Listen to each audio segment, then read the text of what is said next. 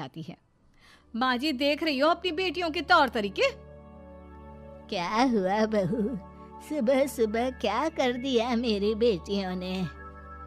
अरे एक तो अभी अभी उठकर किचन में गई है, दूसरी सुबह सुबह बाहर चली गई और तीसरी अभी तक सो रही है। क्या करूं मैं इन तीनों का, मैं तो परेशान हो गई हूँ।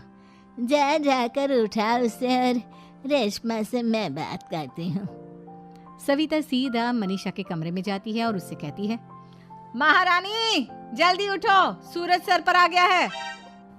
भाभी थोड़ी देर और सोने दो ना, मैं रात को लेट सोई थी।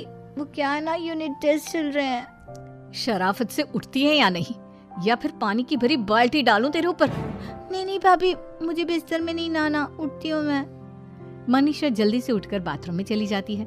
सभी आराम से बैठकर नाश्ता कर रहे होते कि तभी रेशमा बाजार से हाथ में सामान लिए आ जाती है। रेशमा को देखते ही सविता उस पर बरस पड़ती है। लो आ गई महारानी, ऐसा भी क्या सामान लाना था जो सुबह आंख मलते ही बाजार की तरफ रवाना हो गई? भाभी कल आप ही तो चीख रही थी कि घर का सारा सामान मुझे ही लाना पड़ता है, घर में किसी को भी किसी काम से कोई लेना देना नहीं है। अब मैं बाजार जाकर सामान ले आई तो आपको इस बात से भी तकलीफ हो रही है? देख रही हो माँ जी, अपनी बेटी की जुबान कैंची से भी तेज चलती है।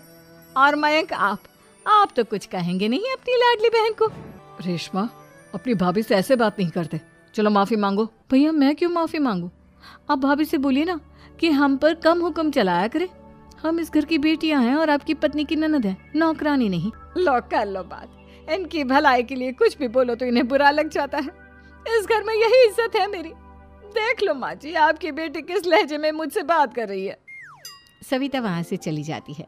मयंक को बहुत गुस्सा आता है, वो भी वहां से